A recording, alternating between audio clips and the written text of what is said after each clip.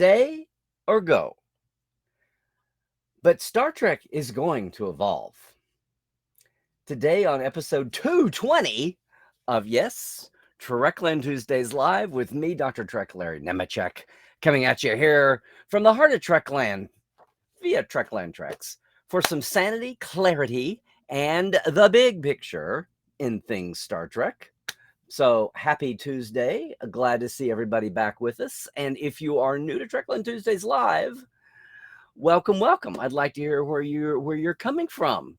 Also, happy National Solidarity Day. Yes, National Solidarity Day, in solidarity with folks who are on strike right now. Especially, this is a movement that popped up today. A lot of folks have already been on the line here in Los Angeles and other places where there are picketing SAG-AFTRA actors, where they're picketing Writers Guild East and West members in cities beyond just New York and Los Angeles. And all the supporting entertainment-related unions like the Teamsters and IATSE and directors still, even though directors settled, in solidarity. But also it's a day for fans and other unions, or both, to be out working. And we're not getting into that today, except I wanted to mention it, note it. It's not too late if you want to get on the ceremonial day, but it's also not too late to check out things you can do. The Entertainment Community Fund is one thing. Things you can do for a lot of the people who aren't even in the striking unions but are hurt by the slowdowns here in Hollywood. We passed day 100 a couple of weeks ago. We're up to day 112, 113, 114. Hopefully we'll be back and talking about that in a week or two from the front lines. But today, I want to talk about, well, I don't know. Does it seem like a weird in-between time? Does it seem like that? Now, look, the summer's over. It's kind of that end of time. A lot of people are already back in school. They've got kids back in school. They're back in school if they're teaching or if they're in college. But it's not quite Labor Day. We're in this in-between time where we're in a hiatus, oddly enough. We're going to get used to this more often again. Got a little spoiled there for a couple of years. But as Trek fans, we're waiting here for the arrival of Lower Decks Season 4 on officially the day before Star Trek Day. We'll see what happens with promotions.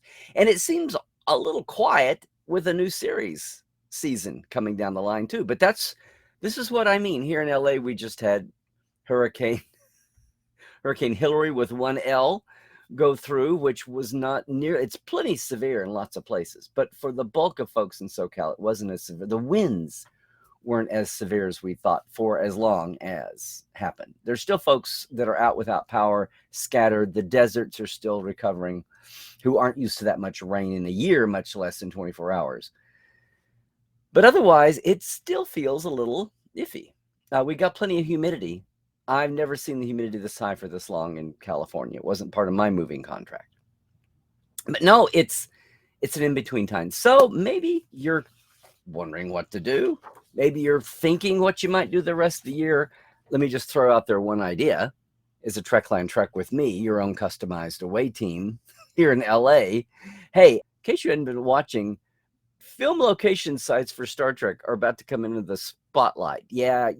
Mark and Scott and that bunch has a documentary coming, which is going to be awesome. Got to get some actors to go, which is something we do with the big tour with Geek Nation Tours. Of course, it'll be cool to eventually see this big commercial for doing location touring, but there's nothing like doing it yourself. So if you want to find out what the thrill is all about as a Trek fan, get in touch with me. We can do this any time of year, any day you're out here, just about. Let me know. That's something else you might be thinking about. But in this kind of in-between time, I found myself in a Twitter conference, a very civil one, very cool one. Maybe it's a good time to take a breath in this in-between time and, look at the big picture. And I don't know, you tell me if this is like a Trek fan, or maybe it's you. But no, I was in this Twitter conversation. I kind of stumbled in. And basically, yes, it was only last Thursday. That's amazing. But it's only been a week, and we are a week or two, and people are still talking about the finale. People are still talking about hegemony with Strange New Worlds. People are still talking about the Gorn. And now, look, there's still concerns about Gorn Cannon from Strange New Worlds and going back to what we know already, which 95% is the original series and Arena. Now, look, I get it. And some of you are going to eye roll about this because you're not canonistas, and that's perfectly fine. But I'm talking about the other half of fandom who are, maybe not to the most anal degree, but they are. Because look, I'm betting that if Paramount Plus would share it, I'm going to bet that the two most original series watched episodes in the past couple of years have been Amok Time and Arena. And you know why? Amok Time to go back and check out the T'Pring details. I mean, I did. My first instinct, I had to stop the show, go back and watch the T'Pring reveal. And you know what? There's things you can do when you're watching a show like that. You can either, and you react. You can listen to your gut, especially if you've been at this for 20 or 30 or 40 years. Or you can go to the tape. And I would hope that the scientist, I would hope the rational Spock and Data in all of us would say, go back to the data, go back to the original data and look at it again, which is what I did. And by the way, we've talked about this before, but you know what? Chapel says nothing. The only thing we see on camera of her interacting with T'Pring is seeing her on the view screen and gasping. That's all there is. Now, we had 40, 50 years to interpolate how we interpreted that. And maybe that was the intended interpretation at the time. Maybe it went unspoken. Maybe it was a mass delusional. Your interpretation at home may vary. That's probably what most of what happens in Trek happens. Very rarely do we get a categorical statement. And even then, sometimes it's problematical, like the Romulans only having old-fashioned impulse drive. How did that happen? How did they leave Vulcan? That was a long sojourn. That was a long time wandering in the wilderness, getting from star to star to star on impulse. But they had 1,000 years to do it. When did the Romulan Empire rise to the effect that they were ready to take us on in a war? Anyway, I digress. That's what I mean, though. And that's a ballyhoo. That's something we all deal with now, and people try to massage that one around. But this is not that. This is modern day, right? Oh, and by the way, on Strange New Worlds, Uhura is never in the same room as T'Pring. Have you noticed that? Okay, now that's a micro focus. The Gorn stuff started with their life cycle, right? Where did these spastic, hyper competitive, yearlings eat each other for competition, or hatchlings do, and then the yearlings are still bopping off the walls. We finally saw an adult in hegemony, and it kind of fit the path that I was hoping for, the way I made sense with it. And we've talked about this, and I've talked about this on Second Opinion. I urge you to go watch the Second Opinions, in this case for Memento Mori and All Those Who Wander, and yes, and now hegemony. I mean, the thing with the lifestyle, you can go back to the point of Kirk is fighting a captain. The captain must be an elder. Maybe that arc of metabolism slowdown accelerates throughout their life. And by the time they're an honored elder, it's okay if they move that slowly. And we see him plucked out of his environment and plot. We don't know. He may have a support staff of 3 or 4 who are helping him not move so slowly in a world where they too employ ships that travel faster than light and use phasers and disruptors and things that go quick, boom, faster than that old captain would seem to be able to keep up with. And yeah, of course, it was because of the nature of the rubber suit that was buildable in 1966. And we all lovingly love that. But we do have a cannon face. And if you're not into all this and Star Trek and wonder why take the time, maybe you want to go see another franchise that reboots itself every so often. Just saying. But no, most of you know exactly what I'm talking about. So even the mention, how did Kirk not know about Gorn were a thing? And now we're seeing Paul Wesley's Kirk. He's there. Kirk knows what a Gorn is. It happened 7. How do we reconcile this? I reconcile it. Let's take those 2 threads. Listen to the tape.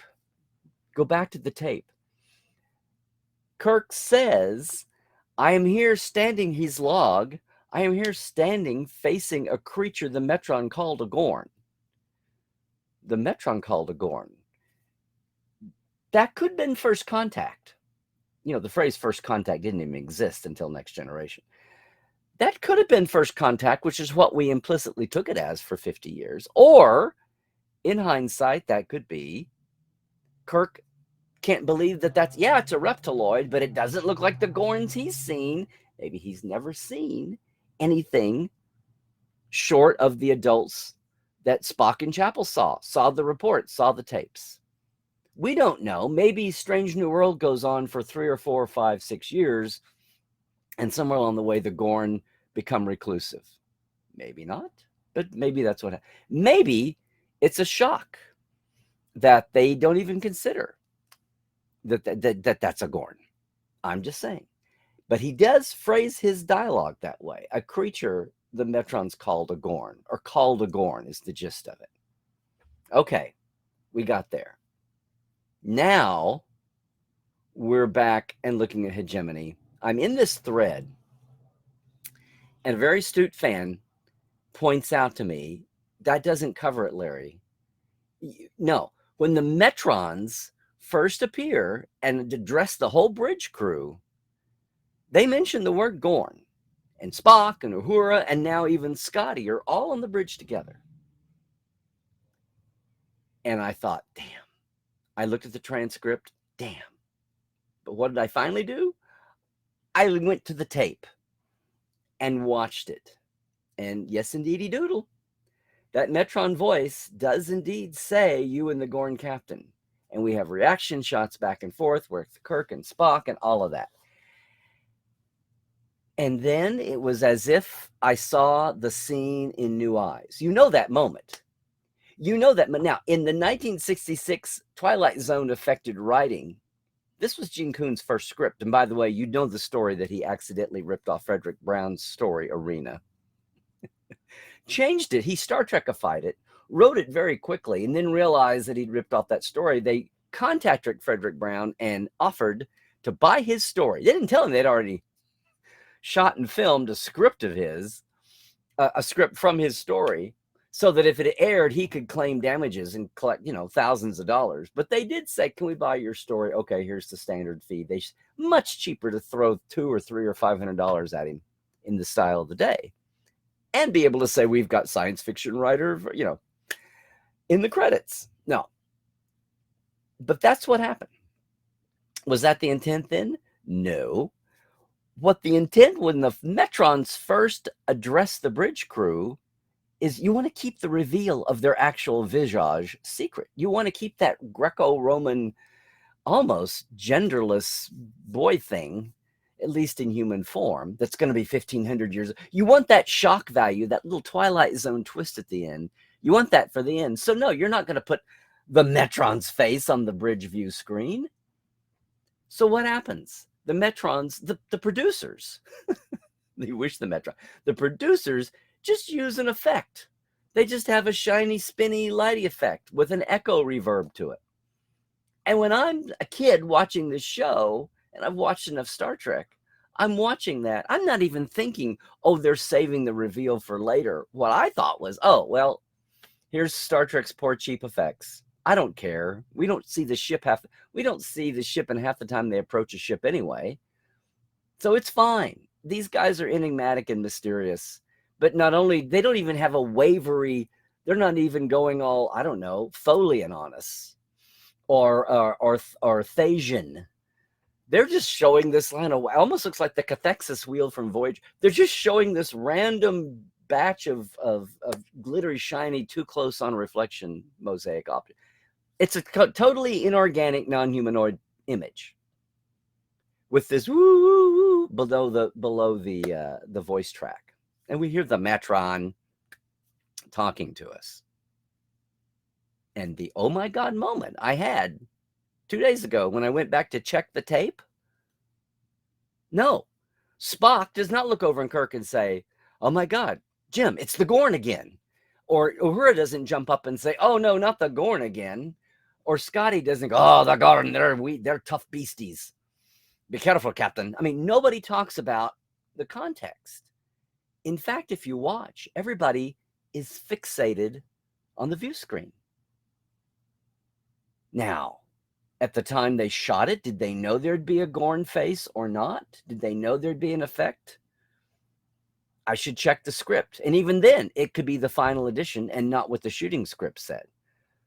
But what struck me for our 2023 purpose is that everybody just stares at the screen. Maybe Spock gets a little bit of a sideways glance at Kirk, but I don't think so.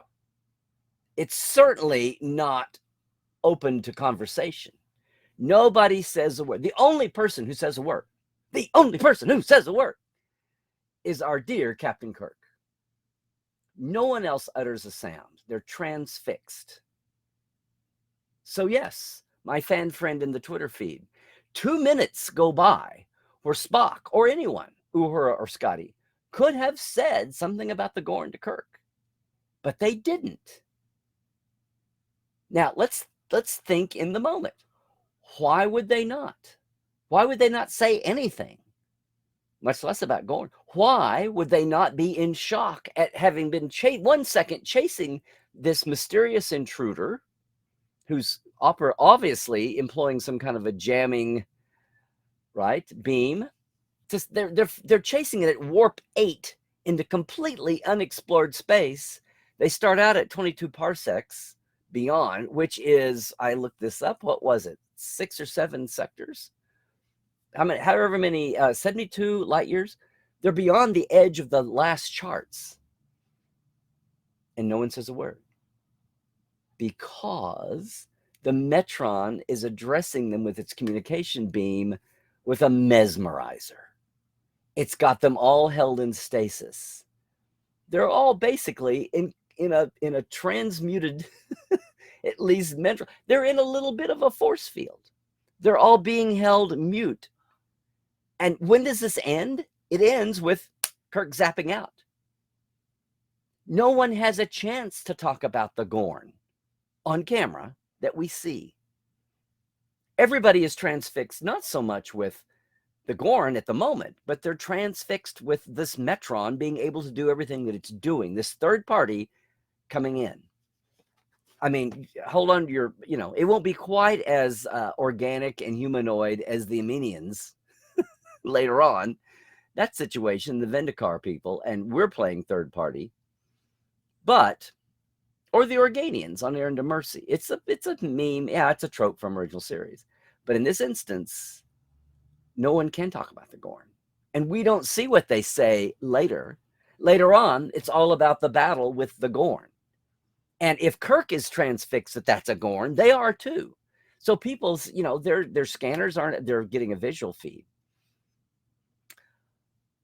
But this is details, gang. This is details. Look what happened. I thought I had fixed this. Someone else pointed out a very correct flaw, a very correct, stumbling block here to canon. I went back to the tape, saw the issue, and then saw a 55-year-old episode in new eyes. Same thing I did talking about Sarek and Spock with the addition of Michael and Sarek's manipulation of the Vulcan Science Academy. And it gave me a whole new, the biggest thing out of Discovery for me was the Sarek family. And realizing what a little manipulator this Sarek is, and then realizing what little manipulators the entire Vulcan civilization are. Brought him down off that pedestal just a little bit. And here we are once again. I just had this revelation. Oh my God. I thought it was for low budget. I thought it was for cheapies. But that was the Metrons intentionally delivering a mesmerizer to make their prey more docile. And no, they weren't, marked for death yet. They're doing the same thing to the Gorn ship. But this is about the details. What I want to get at is what just happened to me, seeing with new eyes, because I know a lot of people are having issues. Look, we've always had issues. We all know that every new Star Trek, especially the ones after a break, there was resistance, right? People would say, I don't know, they'd say, oh, you know what? It started long ago, kids. It started long ago in the rerun era. It started with the fans who used to say they bastardized Spock. He'd never talk about sex like that with strangers. I don't accept the third season. Or it's an animated show. It's not real. Or, oh my God, what else? They killed Spock. I won't watch. They're not Kirk and Spock. No, they don't go anywhere. It's too dark. It's too gritty. Oh, great. They're lost in space. You know?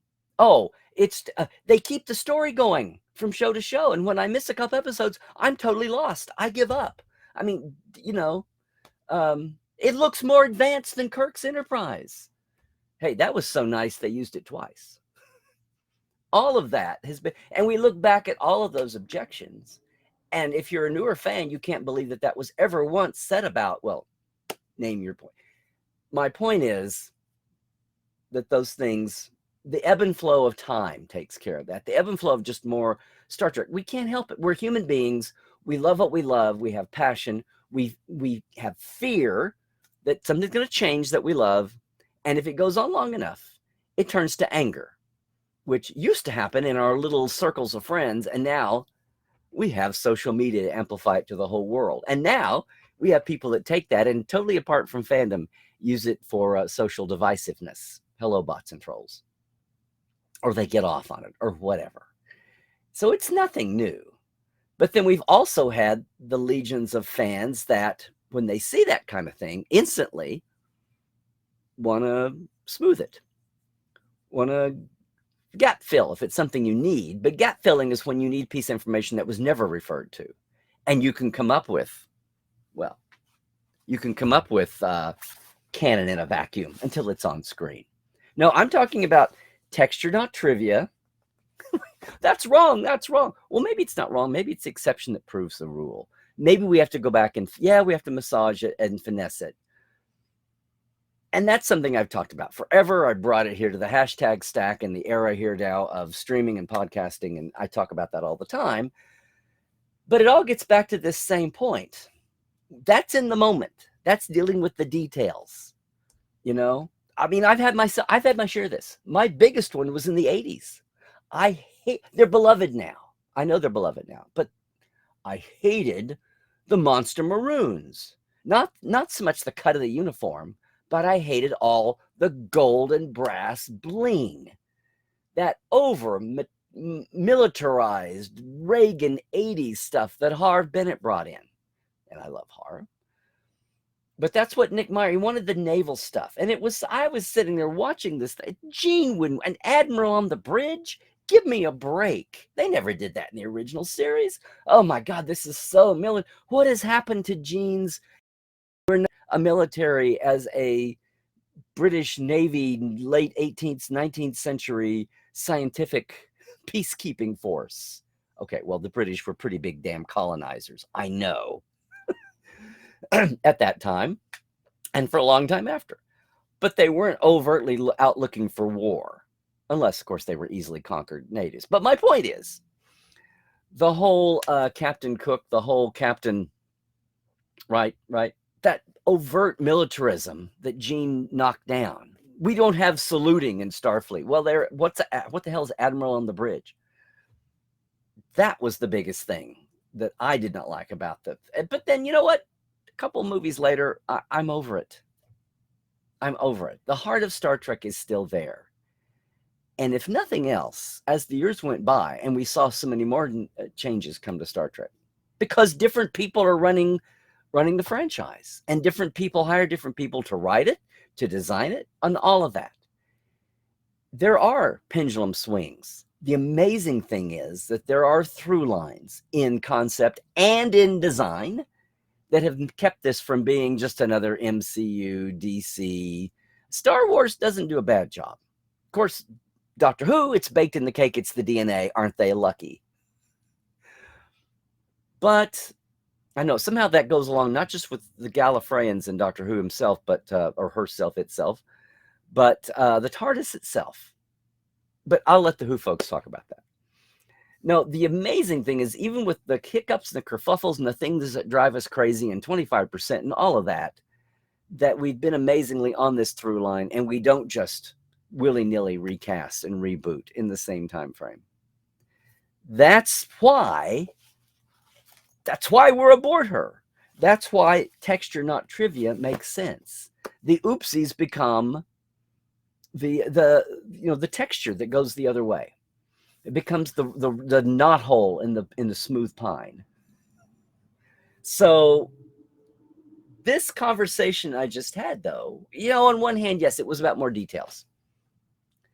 And I raised this up. But I thought it was interesting. And, like kiddos, I'm not like many fans. I've long ago resigned myself that I will see things going on in Trek, much less in fandom, way differently than most people do. But this whole conversation about going back to the tape again on Arena and looking at things in new eyes made me realize that the fans I talked to who were disappointed and had very cogent things to say, to the effect of, okay, Larry, that works, but why? Why do that? Why shoot yourself in the foot? Why commit an unforced error? Okay, maybe we can go back and smooth it over. Maybe we can, we have heart attacks and heartburn. Maybe it takes 28 years before someone comes up with the Klingon augment virus. And they were people that had the keys to the kingdom, by the way, finally. You can say, oh, that's just anal fans being overly, but it's Star Trek. That's the point. If it was something else, we wouldn't care. And I say we, meaning, well, I used to think there were 8 or 10 of us in the whole world. Now, thank you, Internet, I know there's more than 8 or 10 of us. So half of fandom, maybe? Half of fandom does care, or at least wonder. No, what is that bottom line?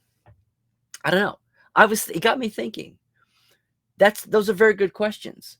Why do that? Why go to all that? Why have people in charge? Why have designers? Why have showrunners that do that? Now, maybe it's out of innocence. Maybe it's out of ignorance. Maybe it's out of ego. Maybe it's just wanting to bring something fresh. And this is my bottom line thesis here. You don't have to agree with anything I said. You don't have to accept that the Gorn captain is an elder, and that's why he moves slow. You don't have to accept that was a mesmerizing unit, and that's why Spock and Uhura didn't talk to Kirk about the Gorn that they knew from 7 years already. They weren't secrets. It wasn't a first contact with the Gorn. Or maybe you can go with some of these stretches, and maybe you say, why go to all that trouble? Why do I expend this much brain energy? And it's a good question. Is it fun for you? Is that part of your Star Trek fandom? Or is that just a pain in the neck and it gives you a headache, like time travel?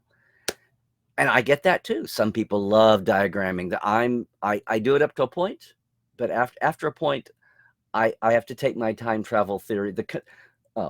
We won't even go there. I'm wrestling with that as it is on another page.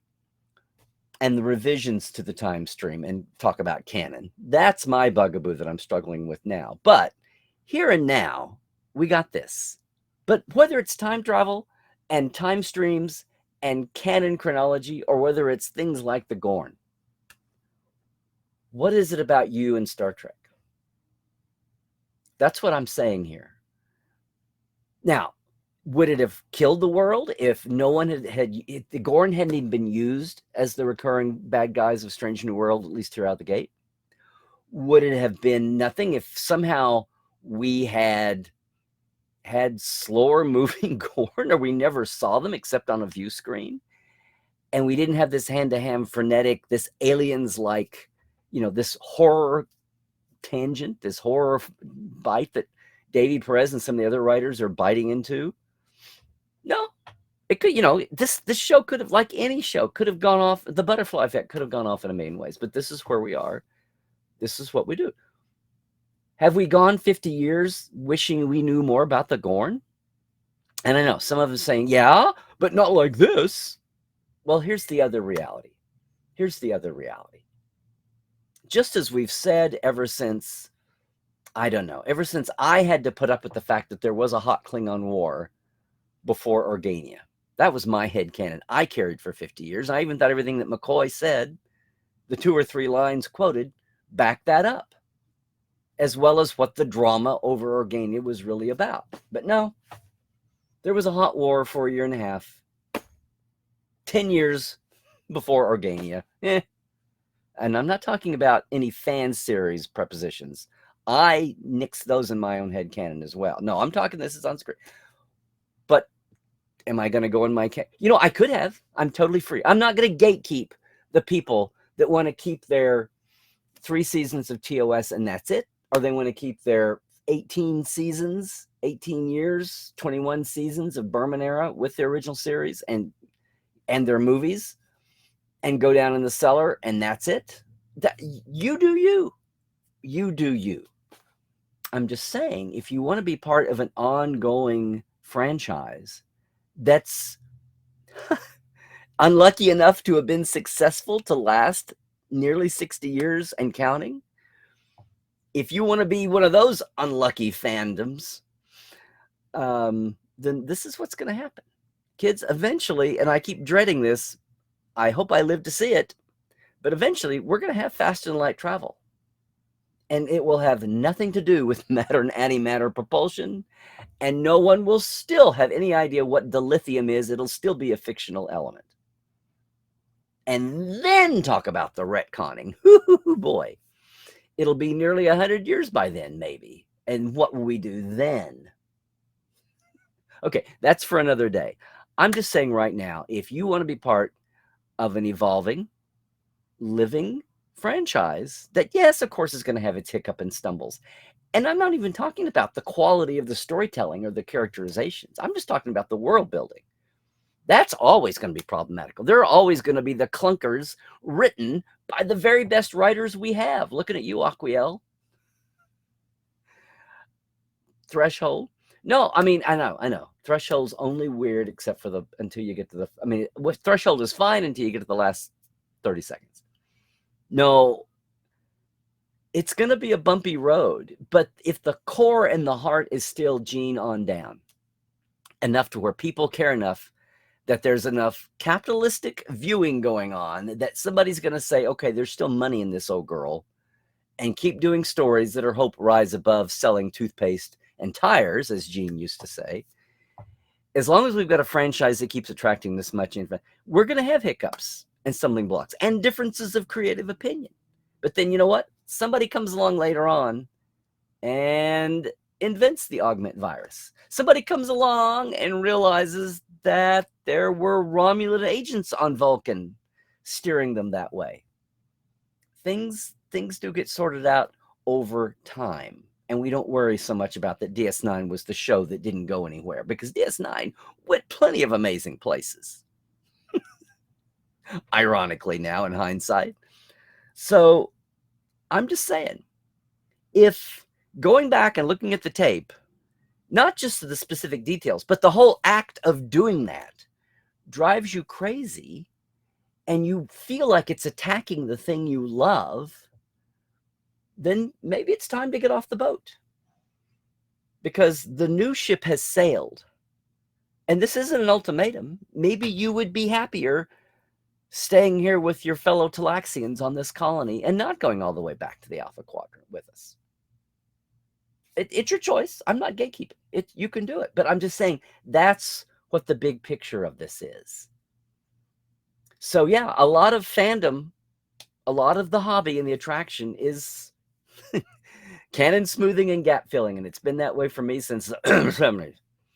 But, and the bigger the challenge, oh my God, they did talk for 2 minutes and knew it was the Gorn. Sometimes the challenge, even insurmountable, makes you see what you've always seen in whole new ways. Maybe you will have a mesmerizing Gorn moment as we proceed, not just through Strange New Worlds, but in any Star Trek to come for the next 20 or 30 years. And let's hope we have Star Trek for the next 20 or 30 years.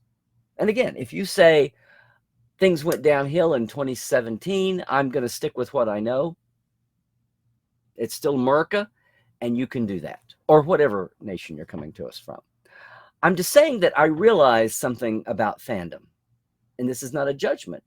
This is, whether you're here or not, the franchise is going to keep evolving. And we can judge and critique the choices made. And normally we think about that in terms of characters and stories.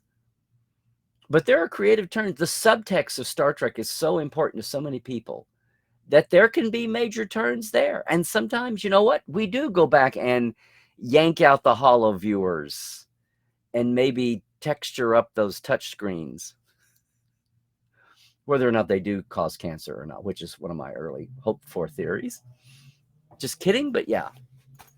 So sometimes it's not even a matter of texture, not trivia. Sometimes it's not even a matter of that's wrong, let's make it fit right.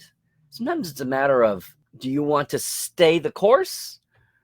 Or do you want factoids? Or do you want to run away from them? Do you even want to have this conversation? I need a new hashtag for this, maybe. I mean, you can take your stuff and go away. There's no Star Trek patrol coming by to poke you so often, to keep your finger clicking, to keep your remote button finger clicking on those other boxes in your Paramount Plus queue or the other boxes on your shelf. Nobody's going to do that. It's totally fine. But let's look, let's look at that's what the big picture going on here is. I mean, something has kept Star Trek going all these years. Is it only about the devoted old fans, or is it all about the new eyes that come to it? And the new eyes who then become devoted old fans. It's an ever-going cycle. That's one of the things I love to do is we can only do so much. But Lord help me, if I ever get to the point where I don't have my blinders as far off as if I ever stay in the rut so long that you have to come in and poke me and I don't move, please just stun me and get it over with. But you know what? We're all free to do what we want to do. But let's call it what it is. Again, stay or go. But Star Trek is going to keep evolving. Will there be better choices than other choices? In time? Sure. In time, something may be done about it. But it's going to keep marching on. Do you want Star Trek to dry up and blow away? We've got 800 episodes. I don't know how anything in Hollywood worth that much money will ever totally go away, because there's lots of things I wish would. Or you know what? Maybe if given a fair shake, maybe My Mother the Car could have been the biggest thing entertainment ever saw. I don't know. We get to a point where it's not just about the details. It's about, what do you want? What do you want? And if you say, well, I want better Star Trek, you don't get better Star Trek by going down in the basement and waiting. But you do you. I'm just pointing it out. All right. Thanks for letting me get the hashtag stack out. Yeah, I just thought I almost called this another look at texture, not trivia, right? I don't know. The future, not factoids. I don't know what we call that now. But what kind of producer would die to have people talking about his creation or her creation 50, 60 years from now this way? Anybody launching a new, forget franchise, anybody just trying to put their little story idea out there in some form would love to have people debating over it 50, 60 years from now, because that would mean it is fresh and it is alive. And as long as there's somebody still out there having a good old bar fight, a fan bar fight, I mean, which is the power of this and, maybe the power of this to settle things, we're going to be okay. We're going to be okay. Meanwhile, oh my gosh, I got to thank these folks.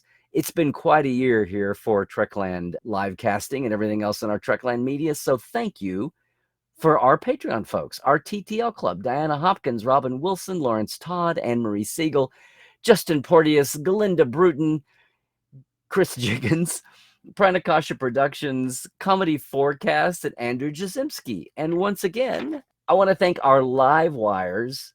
Yep, that's Robert McLean, Byron Bailey, J.R. Pull, Hubbard Gunn Johnson, Alan Hoensi, Dave Gregory, Tobias Rex, Donna S. Runyon, and Casey Shafsky. Thanks, everybody, for gradually, bit by bit, spreading this out. Patreon.com. You're probably familiar with Patreon. Mine is Trekland Live. $5-10. I keep it simple. So thank you to everybody who does Patreon with us. And it's been about 6 months since I finally got the automated system going. You folks who are now will get another round of early Portal 47 backstage creatives interviews. Before that was a fad, which apparently it is now. I guess now that we have current shows and their CBS and Paramount are restraining the callers just a little bit. So Portales, I've got this month's guest lined up. It's going to be Todd Marks, who I should have met in the 90s and didn't. Meanwhile, yeah, it's a Tuesday, so that means the Trek Files. We are actually nearing the end of our 10th season of Trek Files. The great Aaron Walke, who's co-executive producer on Prodigy, is my guest, recorded live at Vegas, Trek Vegas. You want to catch this one. We're looking at, an interview with Dorothy Fontana during the animated series and comparing and contrasting 1973 to 1923, exactly 50 years later. It's pretty awesome. It's there on the Trek Files on Facebook and wherever fine podcasts are caught. The interview and the documents, of course, are at our Facebook page. As always, we're the only podcast with homework. No, that's it, gang. You can find me, of course, Larry Nemecek, still on Twixt. I hate that. It's still the Bluebird to me. Yeah. Mastodon. I do have a Blue Sky account now and a post, and I'll see if we ever get ramped up to using them. But it's Larry Nemecek's Trekland. Like and subscribe here on YouTube, would you please? And also Instagram and sure, Facebook. Why not? Portal47.net, though. Since 2017, it's been the Backstage Con all year long. No post-con blues there, kiddos. No. For all the Star Trek fans who have no idea how much Star Trek they still have no idea about. That's going to do it for... If you're watching this later on YouTube, hey, try to join us live sometime. We're here. We're going to go on for a good bit here now with the live. But if you're watching on YouTube, please leave a comment and don't forget to, ring the bell and like and subscribe and do all the things that Cadet Alice would tell you to do. There's a new Cadet Alice up, by the way. I hope you enjoy that one too. We're not quite through the 20-episode first season with her, but we'll have some more coming soon. Meanwhile, everybody, I'll be back in a second. But if you are leaving us right now, please, please, please. There was a mini outbreak of COVID from Vegas. It's still out there. People aren't dying, hopefully, because they did the right things. But, this pandemic should have taught us a basic bit about common sense health practice again. And things you can do. Even if it's just annoying. Who wants to go get just the flu? Nobody. So, please do all the things. And I wish it was just a disease. Stay woke, everybody. Check the sources, what you're reading and being deluged with, okay? Oh, yeah. Trek well, everybody.